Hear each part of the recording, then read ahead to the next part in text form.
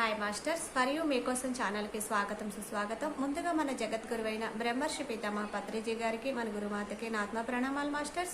Okay masters, ప్రతిరోజు మన ఛానల్లోని ధ్యానం, స్వాధ్యాయం, సజ్జన సాంగత్యం జరుగుతుంది మాస్టర్స్.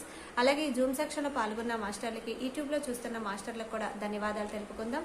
ఓకే మాస్టర్స్, ఈరోజు మన ఛానల్కి సీనియర్ పిరుమల మాస్టర్ గారైన నషీ రునీషా గారు కడప నుంచి వచ్చారు. మేడం గారిని సాదరంగా ఆహ్వానించుకుందాం. ఈరోజు మేడం చెప్పబోయే టాపిక్ మాట ఎలా ఉండాలి. ఈ గొప్ప ఆత్మజ్ఞానం అందించడానికి మేడం గారికి వెల్కమ్ చెప్తాం మాస్టర్స్. నమస్తే మేడం, వెల్కమ్ మేడం. అందరికీ నమస్కారము. నా పేరు నసీరునిసా బేగము, కడప నుండి మాట్లాడుతున్నాను. ఫర్ యూ ఛానల్ నాకు ఈ అవకాశం ఇచ్చారు. ఫర్ యూ ఛానల్ నిర్వహిస్తున్న నిర్వాహకులకు, హోస్టులకు, కోహోస్టులకు, ఈ జూమ్ నడపడానికి సహాయ సహకారాలు అందిస్తున్న వారందరికీ ధన్యవాదములు. ముందుగా పత్రిసారికి అనంతకోటి పాదాభివందనములు తెలుపుకుంటున్నాను. నాకు ఈ జ్ఞానాన్ని బోధిస్తున్న, ధ్యానం చేయిస్తున్న తటవర్తి వీరరాఘవరావు సార్ గారికి, అమ్మ రాజ్యలక్ష్మి మేడం గారికి అనంతకోటి పాదాభివందనములు తెలుపుకుంటున్నాను. నేను ఈరోజు అమ్మగారు రచించినటువంటి జ్ఞానమాల అనే పుస్తకం నుండి మాట ఎలా ఉండాలి అనే టాపిక్ తీసుకున్నాను.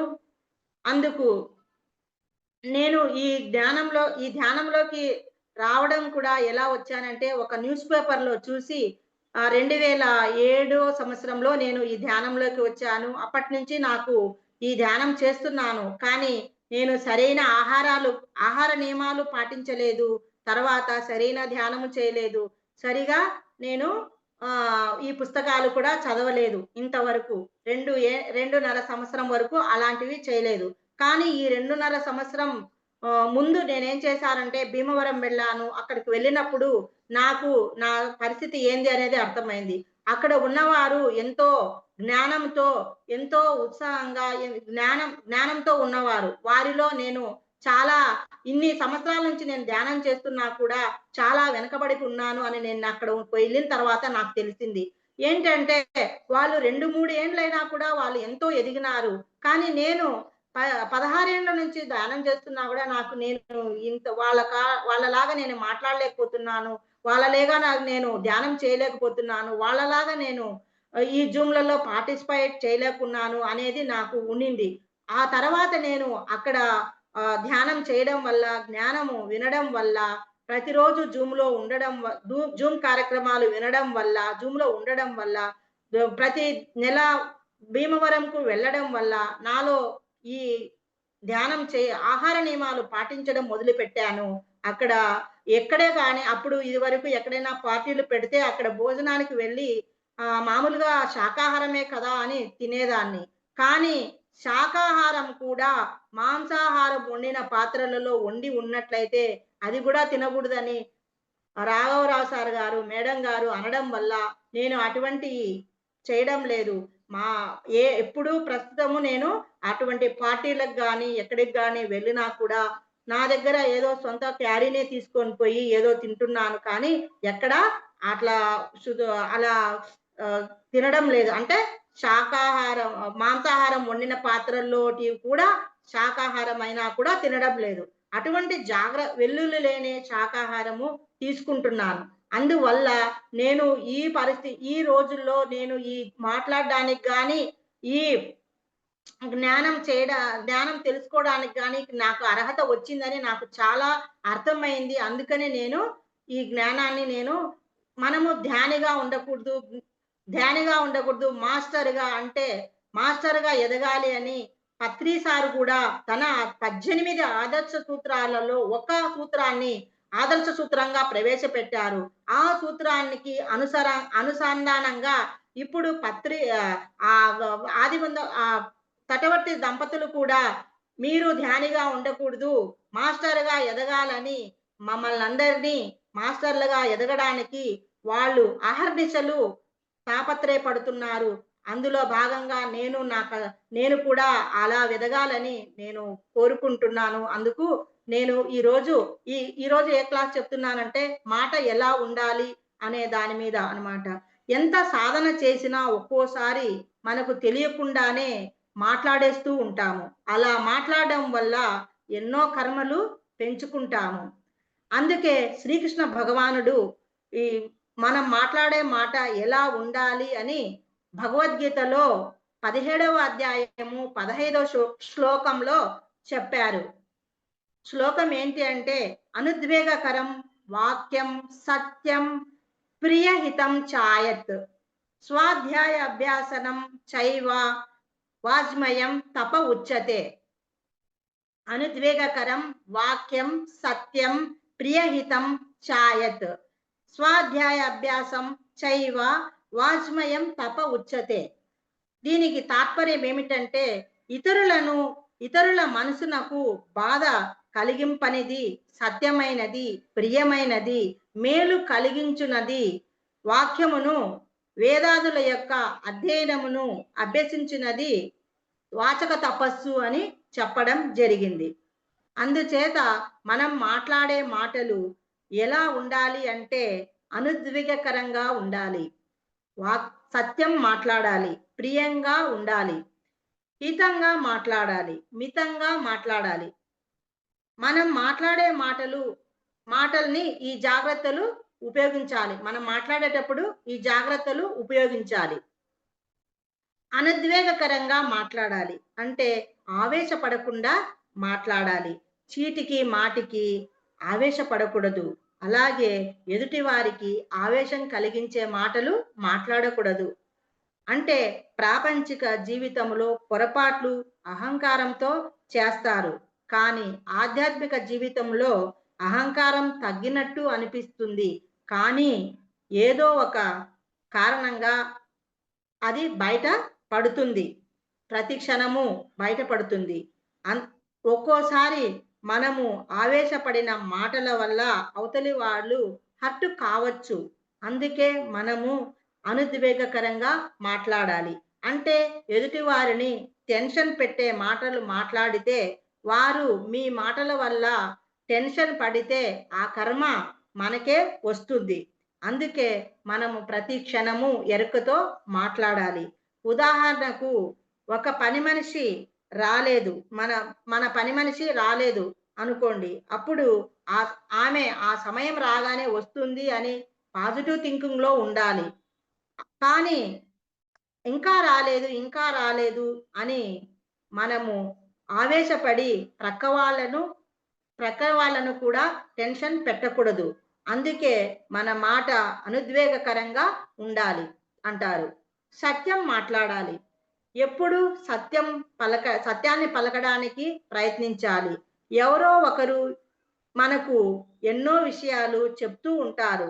అది సత్యమా అసత్యమా అని విచారణ లేకుండా విన్నది ప్రతిదీ సత్యమని ప్రతివాడికి చెప్తే, అది ఒకవేళ అసత్యమైతే మనము అసత్య ప్రచారము చేసిన వాళ్ళము అవుతాము. అందుచేత అది ఎంతవరకు సత్యము అని ఆలోచించాలి. నీకు తెలిసిన సత్యము 10 మందికి చెప్పు. అందుకే పత్రి సారు, నీవు ఎంత సత్యములో జీవిస్తున్నావు విచారణ చేసుకో, అసత్యం మాత్రము ప్రచారం చెయ్యకు అంటారు. కానీ విచారణ చేసి ధ్యానమే గొప్పది, జ్ఞాన మార్గమే గొప్పది అనే సత్యాన్ని 10 మందికి బోధించు. ఆత్మే భగవంతుడు అన్న గొప్ప సత్యాన్ని తెలుసుకున్నప్పుడు ఆత్మను ఎలా చేరుకోవాలో అన్న సత్యాన్ని తెలుసుకోవాలి, ఇతరులకు చెప్పాలి. ప్రియంగా మాట్లాడాలి అంటే మనము ఎప్పుడూ ప్రియంగా మాట్లాడాలి. రోగంతో బాధపడేవాడిని నీవు ఎన్నో పాపాలు చేసి ఉంటావు అని మన నోటి నుండి రాకూడదు. ఎందుచేతనంటే అసలే బాధపడుతున్న వారిని ఇంకా బాధించకూడదు. ఎదుటి వారిని బాధ పెట్టకుండా, విమర్శించకుండా, తప్పులను పదే పదే ఎత్తి చూపకుండా జాగ్రత్తగా మాట్లాడాలి, హితంగా మాట్లాడాలి. మనం మాట్లాడే మాట అవతలి వాడికి ఎప్పుడూ మంచి చెయ్యాలి, ఎప్పుడూ హితంగా ఉండాలి, మంచిగా ఉండాలి. మనం మాట్లాడిన మాటల వల్ల అవతలి వాడికి మంచే జరగాలి. ఇది ముందు మనము నేర్చుకోవాలి. ధ్యాన సాధన ఇతరులకు చెప్పాలి. జ్ఞానాన్ని చెప్పాలి. అలా చెప్పడం వలన వారి మేలు కోరిన వాళ్ళం అవుతాము. వారి హితము కోరిన వాళ్ళము, మేలు కోరిన వాళ్ళం అవుతాము. తటవర్తి సారు ఎన్నో చోట్ల ధ్యానం క్లాసులు నిర్వహిస్తున్నారు. ఎంతో మందికి జ్ఞానాన్ని బోధిస్తున్నారు. ఇదంతా వారు అందరి హితం కోరి చేస్తున్నారు. మనము దాన్ని వినియోగించుకోవాలి. జీవులను చంపడము మహాపాపమని చెప్పి వారిని వారి చేత మనం మానిపిస్తే వారి హితం కోరిన వారం అవుతాము. అంటే ఇంకా ఎవరైనా రోగంతో బాధపడుతుంటే వారికి శ్వాస మీద ధ్యాస ధ్యానం చేయమని చెప్పడము అన్నది చెయ్యాలి. అది హితమైన మాట. అందువల్ల వారు ధ్యాన సాధన చేసి వారు రోగాన్ని తగ్గించుకుంటారు, స్వస్థత పొందుతారు. ఐదవది మితంగా మాట్లాడాలి. అంటే వీలైనంత తక్కువగా మాట్లాడాలి. వడవడ వాగకూడదు.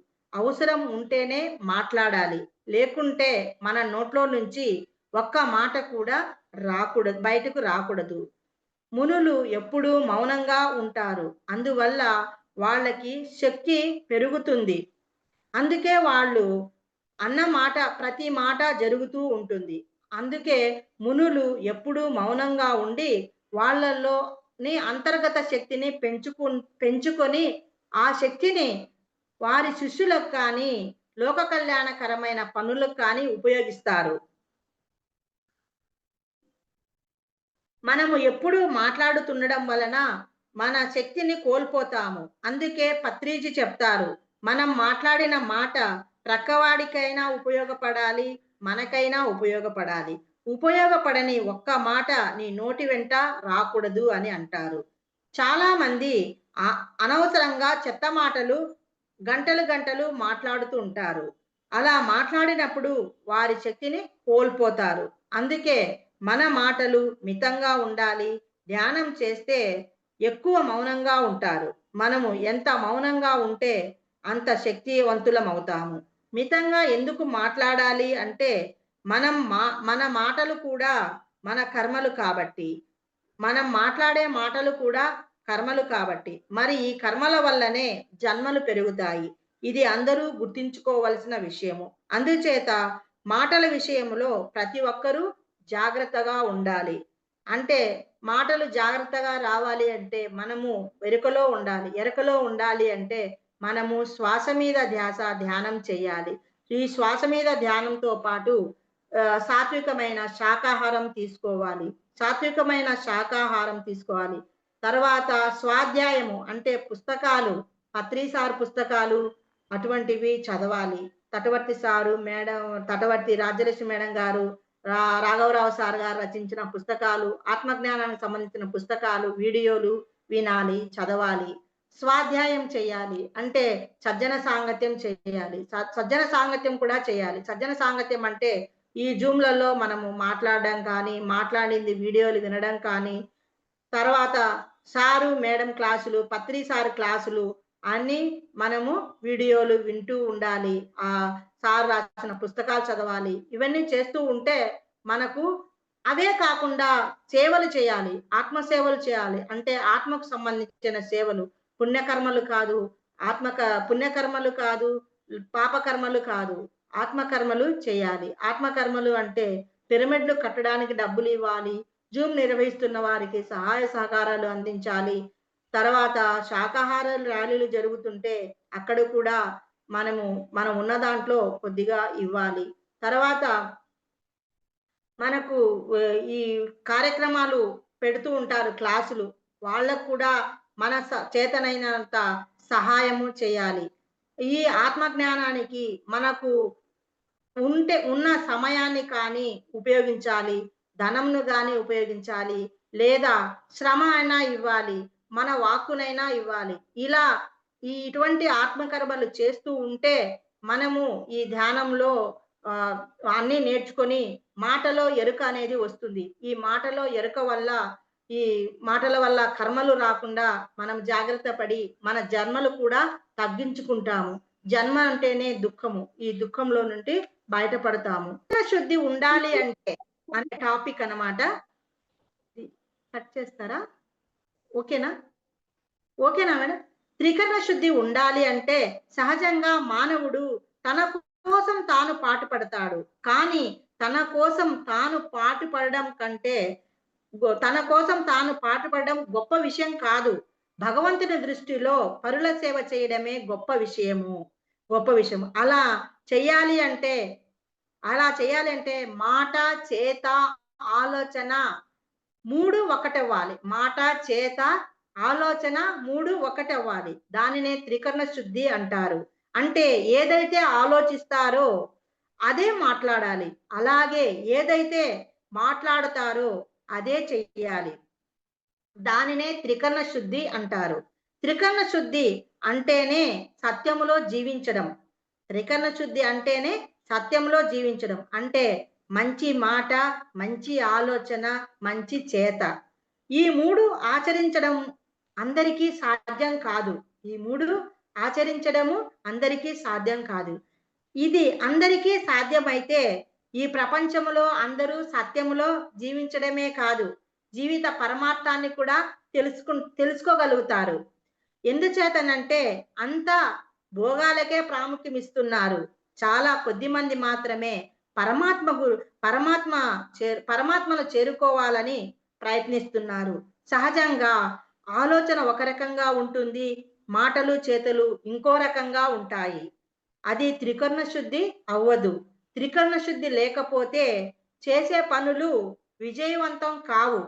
ఉదాహరణకు పరశురాముడు తల్లి రేణుక ప్రతిరోజు చెరువు దగ్గరకు వెళ్ళి ఇసుకతో కుండను తయారు చేసుకొని నీళ్లు తెచ్చేది. కానీ ఒకరోజు ఆకాశంలో ఒక గంధర్వుడు వెళ్తుంటే చూసి ఎంత బాగున్నాడు అని ఆలోచించింది. అలా ఆలోచిస్తూ ఇసుకతో కుండను తయారు చేస్తూ ఉంటే ఆ కుండ తయారవ్వట్లేదు. ఎన్నిసార్లు కుండ చేసినా అవ్వలేదు. చూడండి, ఆలోచన దోషం వల్ల తపోశక్తి లోపించింది. లోపించి తాను చేయవలసిన పని సవ్యంగా చేయలేకపోయింది. మనిషి అంటే ఆలోచన ప్రభావముతో జీవించేవాడు. కాబట్టి ఆలోచన కూడా శుద్ధత్వంలో ఉండాలి. ఆలోచనలో ఆలోచనలలో సంకల్పాలు, దుష్ట ఆలోచనలు ఉన్నవారు బయట వారి దగ్గర ఎంత తీయగా మాట్లాడినా, ఎలా పని చేసినా అవి విజయవంతం కావు. అందుకే ఆలోచన, మాట, చేత మంచిగా ఉండాలి అంటారు పెద్దలు. అంతేకాదు బుద్ధి సరిగ్గా ఉంటేనే సరైన నిర్ణయాలు తీసుకుంటారు. సరైన పనులు చేస్తారు. అలా త్రికరణ శుద్ధి ఉండాలంటే శ్వాస మీద ధ్యాస ఉంచి తీవ్రమైన ధ్యాన సాధన చేయాలి. త్రికరణ శుద్ధి ఉండాలంటే శ్వాస మీద ధ్యాస ఉంచి తీవ్రమైన ధ్యాన సాధన చేయాలి. దానితో పాటు సాత్వికమైన శాకాహారం తీసుకోవాలి. అంటే విశ్వశక్తితో తయారైన ఫలాహారము, సస్యాహారము తీసుకోవాలి. శాకాహారము శరీరానికి శక్తినిస్తుంది. మాంసాహారం తినడం అంటే శవాహారం తినడము. ఆ జీవిని చంపి తినడం వల్ల శక్తి తగ్గిపోతుంది. చూడండి, మనిషి చనిపోతే శవము అంటాము. అలాగే ఏ జీవి, ఏ ప్రాణి చనిపోయినా శవము అంటాము. శవం కుళ్ళిపోతుంది. అందులో జీవకణాలు నశించి ప్రాణశక్తి నశిస్తుంది. ప్రాణశక్తి ఉండదు. కాబట్టి అది పాడైపోతుంది. కానీ కూరగాయలలో ప్రాణశక్తి చాలా రోజులు ఉంటుంది. అందుకే ప్రాణశక్తి అధికంగా ఉండే ఫలాహారము, శాకాహారము, సస్యాహారము తీసుకోవాలి. భగవంతుని దృష్టిలో మంచి ఆలోచన అంటే తన కోసం తాను ఆలోచించడం కాదు. భగవంతుని దృష్టిలో తన కోసం తాను ఆలోచించడం కాదు, పరుల కోసము ఆలోచించగలగడమే మంచి ఆలోచన. పుట్టపర్తి సాయిబాబా గారు ఏమన్నారు అంటే, పరుల సేవే పరమాత్మ సేవ, జీవుడి సేవే జీవేశ్వరుడి సేవ అని చెప్పారు అని చెప్తూ ఉంటారు. పుట్టపర్తి సాయిబాబా గారు ఏమంటారు అంటే, పరుల సేవే పరమాత్మ సేవ, జీవుడి సేవయే జీవేశ్వరుడి సేవ అని చెబుతూ ఉంటారు. వివేకానందుల వారు విశ్వం కోసం నీవు పాటుపడితే విశ్వేశ్వరుడు నీ కోసం పాటుపడతాడు అని చెప్తారు అని అంటారు. వివేకానందుల వారు విశ్వం కోసం నువ్వు పాటుపడితే విశ్వేశ్వరుడు నీ కోసం పాటుపడతాడు అని అని అంటారు. ఈ ప్రపంచంలో గొప్ప పుణ్యకర్మ ఏది అంటే అందరికీ జ్ఞానం చెప్పడం, నేర్పించడం. ప్రపంచం వైపు ఉన్న మనసుని భగవంతుని వైపు త్రిప్పడం ధ్యానం అంటే. ప్రపంచం వైపు ఉన్న మనసును భగవంతుని వైపుకు త్రిప్పడమే ధ్యానం అంటే. అందుకే ధ్యానం నేర్పించడం కంటే గొప్ప పుణ్యం లేదు అంటారు.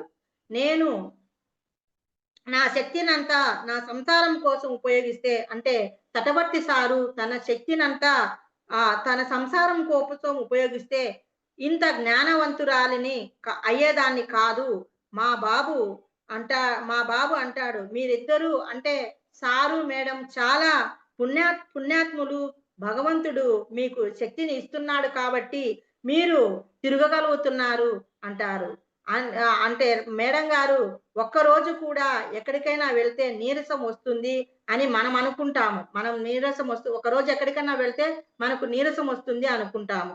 కానీ సారు మేడము ప్రతి నెలలో 27 రోజులు 20 నుంచి 25 రోజులు సారు మేడము ఊరూరా తిరిగి ఈ జ్ఞానాన్ని ప్రచారం చేస్తున్నారు. అలా తిరుగుతున్నారంటే అందరూ ఆశ్చర్యపోతున్నారు వారి కుటుంబంలో. మాకు కూడా ఆశ్చర్యంగా అనిపిస్తుంది. మేము కూడా ఒక నెల ఎగరగొడదామా భీమవరము అని అనిపిస్తుంది. జూమ్ లో కానీ ఎగరగొడతా ఉంటాము. కానీ సార్ వాళ్ళు ప్రతి నెలలో 20 రోజుల నుంచి 25 రోజులు ఊరూరాపై జ్ఞానము చేయిస్తూ చెప్తున్నారు. కానీ మేము చెప్పలేకపోతున్నాము అనేది మాకు అట్లా అనిపిస్తుంది. ఏజ్ తక్కువైనా కూడా. మేడం వాళ్ళ ఏజ్ ఏమో ఎంతో ఎక్కువ ఏజ్, కానీ వాళ్ళు తిరగలుగుతున్నారు. వాళ్ళకు అంత శక్తి ఈ ధ్యానం చేయడం వల్ల, ఈ జ్ఞానం బోధించడం వల్ల వస్తా ఉంది. ఆ శక్తి వల్లనే అలా మనకు వాళ్ళు ప్రతి ఒక్కరూ వాళ్ళు మన కోసం వాళ్ళు ఎంతో పాటుపడుతున్నారు కాబట్టి, ఇతరుల కోసం పాటుపడుతున్నారు కాబట్టి, ప్రకృతి సహకారం కూడా వాళ్లకు ఉంది కాబట్టే వాళ్ళు ఇంత ధ్యానాన్ని ప్రచారం చేస్తున్నారు. పరుల కోసమే ఈ జీవితము ఖర్చు పెట్టాలి అనే ఆలోచన నీలో మొదలైనప్పుడు చేయించడానికి కావలసిన శక్తి పరమాత్మ నుంచి వస్తుంది. పరుల కోసమే ఈ జీవితం ఖర్చు పెట్టాలి అనే ఆలోచన నీలో మొదలైనప్పుడు చేయించడానికి కావలసిన శక్తి ఆ పరమాత్మ నుంచే వస్తుంది. అందుకే మహాత్ములు చెప్పారు, మంచి ఆలోచన నీ మనసుకు శక్తినిస్తుంది. మంచి ఆలోచన నీ మనసుకు శక్తినిస్తుంది అని. నేను, నా పిల్లలు, నా ఇల్లు, నా సంసారం అనే స్వార్థం అవుతుంది. నేను, నా పిల్లలు, నా సంసారం అనుకుంటే అది స్వార్థం అవుతుంది. నీ సంసారంతో పాటు పరుల బాగు అంటే సేవ చేస్తే, పరులకు కూడా సేవ చేస్తే అది నిస్వార్థం అవుతుంది. అందుచేత ఈ జ్ఞానాన్ని నేర్చుకుంటూ సత్యం అర్థం అయినప్పుడు, ధర్మం తెలుసుకున్నప్పుడు, అజ్ఞానంలో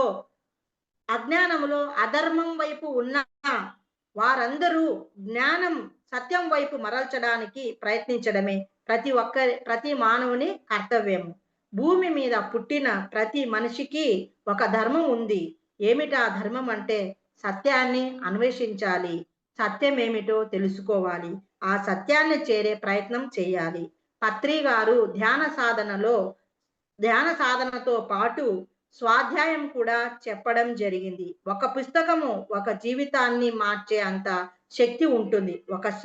ఒక పుస్తకము మన జీవితాన్ని మార్చే అంత శక్తి ఉంటుంది అన్నారు. శ్వాస మీద ధ్యానం నీవు చేసిన రోజున నీ ఆత్మశక్తి పెరుగుతుంది అన్నారు. ఆత్మశక్తి పెరిగే కొద్దీ బుద్ధి పెరిగి మాట మీద ఎరుక, మనసు మీద ఎరుక వస్తుంది. మాట మీద ఎరుక, మనసు మీద ఎరుక వస్తుంది. ఏ పని చెయ్యాలో, ఏ తిండి తినాలో అదే తింటావు. ఏ పని చెయ్యాలో, ఏ తిండి తిన్నాలో అదే తింటావు. ఏ ఆలోచన చెయ్యాలో అదే ఆలోచిస్తావు. ఏది సత్యమని నమ్ముతావో అదే జ్ఞానము తీసుకుంటావు. ఏది సత్యమని నమ్ముతావో అదే జ్ఞానం తీసుకుంటావు. అందుకే మహాత్ములు ఒక్క మాట అంటారు, పరమాత్మ కృప, గురు కృప నీ మీద ఉంటే నీవు యోగిగా మారగలవు. పరమాత్మ కృప, గురువు కృప నీ మీద ఉంటే నీవు యోగిగా మారగలవు అని అంటారు మహాత్ములు. గురువు కృప ఉంటే పరమాత్మ కృప వల్ల గురువు వస్తాడు. గురువు కృప ఉంటే యోగిగా మారగలవు. అంటే గురువు కృప వల్ల సాధన పెరిగి, సాధన చేసి జ్ఞానం పెంచుకుంటాడు. వాటి వల్ల మంచి ఆలోచన, మంచి మాట, మంచి చేత మన జీవితంలోకి వస్తాయి. అటువంటి వారు ఉన్న త్రికరణ శుద్ధితో జీవించవచ్చు. మంచి మాట, మంచి చేత, మంచి ఆలోచన ఉంటే త్రికరణ శుద్ధితో జీవించవచ్చు. అందుకే అన్నమాచార్యుల వారు ఏమన్నారు అంటే, త్రికరణ శుద్ధిగా చేసే పనులు దైవం మెచ్చును అని అన్నారు. అన్నమాచార్యులు ఏమన్నారంటే, త్రికరణ శుద్ధితో చేసే పనులు దైవం మెచ్చును అని చెప్పారు. Okay madam. ఇంతటి అవకాశాన్ని కల్పించిన ఫర్ యూ ఛానల్ వారికి, ఈ జూమ్ నిర్వహిస్తున్న వారికి మరియు హోస్టులకు, కో-హోస్టులకు, నాకు అవకాశం కలిగించిన సరితా మేడం గారికి, నా గురించి నేను ఈ క్లాస్ తీసుకోవడానికి కారణమైన వారందరికీ నా అనంతమైన ధన్యవాదములు తెలుపుకుంటున్నాను. Thank you madam. Thank you madam. Thank you so much madam. For you మీకోసం మన ఛానల్కి వచ్చి ఎంతో ఒక ఆత్మజ్ఞానం అందించారు మేడం. Thank you madam.